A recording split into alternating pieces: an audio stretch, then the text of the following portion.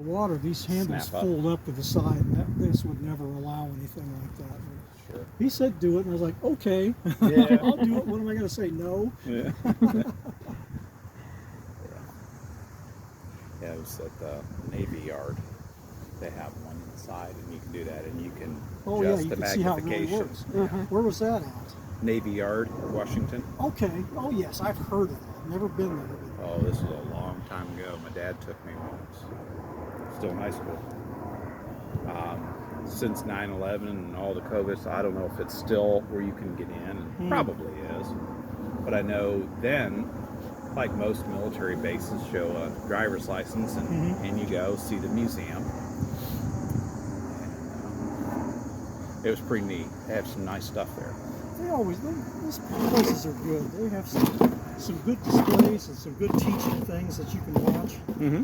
You ever been to the Air Force Museum in Dayton, Ohio? Yeah. Many times. Oh, many times. Isn't that quite a place? That's my first love. Yeah, And, you can't spend anything less than 2 days there and you miss it. And 2 days almost isn't enough. Yeah. We should try to do 4. Oh yeah. 3 if we're just really pressed for time, because I'll cover it just like going through the COD. I mean, I'm looking at every dial, switch, gauge, button, light, trying to figure out Well, you where get does the this most go, out what does of this do? Yeah. The people that are, and people go through, they have their own reasons for doing things certain ways and stuff, but there's a lot of things that if you don't go there, you'll miss it. Oh yeah.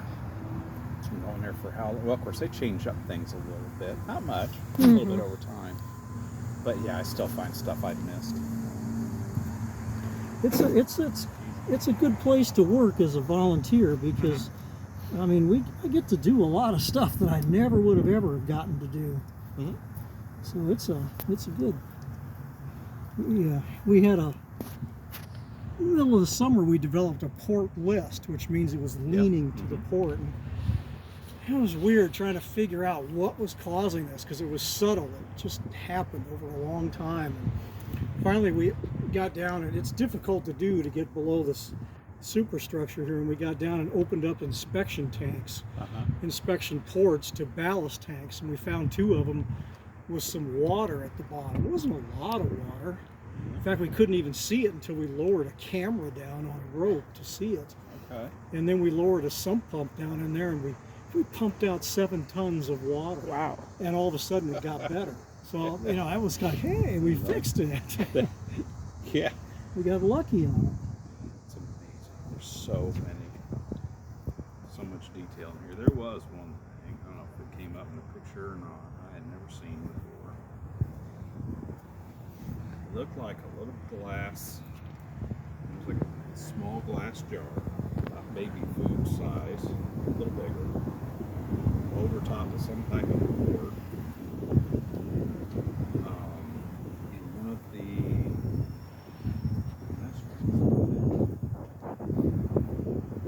Was it in the crew's mess, the big one, or the officers' wardroom?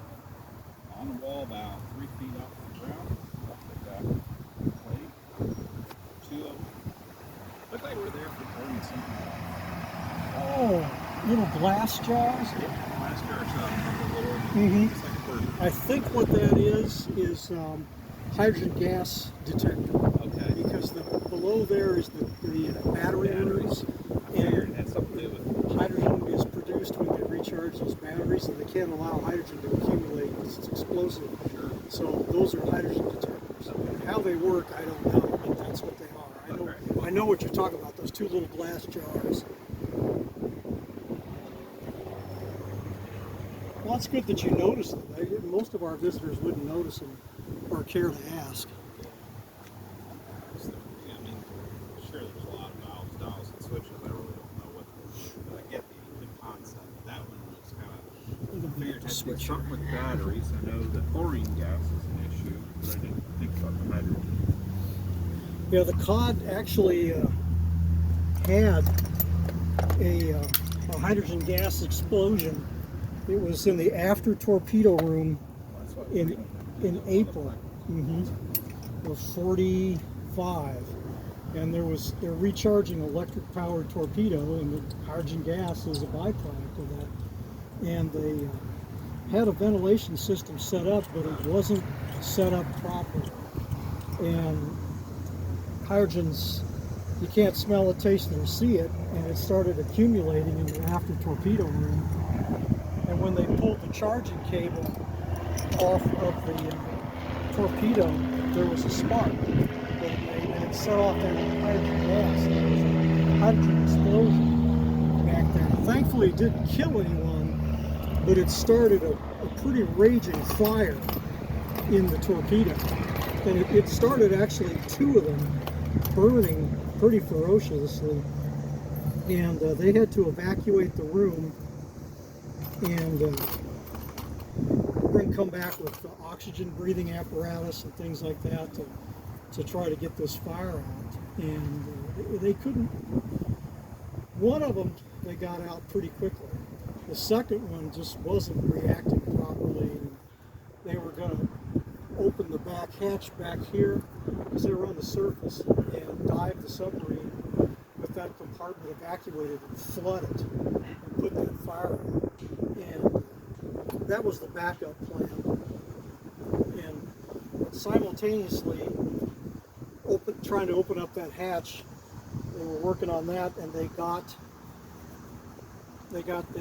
pushed the torpedo out into the ocean by air pressure, which is how they're launched anyway, and saved the boat. But one of the sailors, I think you saw his picture down there, got pushed overboard, and he drowned. He couldn't swim anyway. He passed sub school because he had somebody else take a swim test for him. Well, Yeah, that didn't serve him very well to do that. No.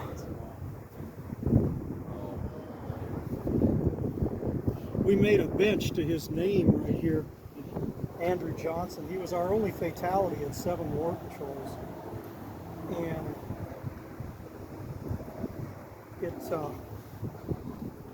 we tried to get his family to come by and be present. All we knew was that he was from New York, and that's all we knew. So you open up the New York phone book. You know how many Johnsons are in that phone book? It was just impossible.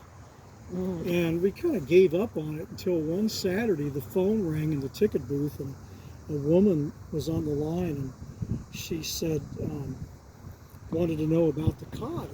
Is it still here that you can look at it and stuff? Well, sure, come on by and visit. And so we heard her in the background talking to her husband, saying, honey, your uncle's submarine is still in Cleveland. We can go look at it. So we said, ma'am, what was the name of your husband's uncle? She said, Andrew Johnson. We're like, oh my God, we want to talk to you. That summer we couldn't have them come by because of COVID, but they came the next summer, and they saw the plaque, and so that was kind of a final closure on that for the family, even though his body was lost at sea.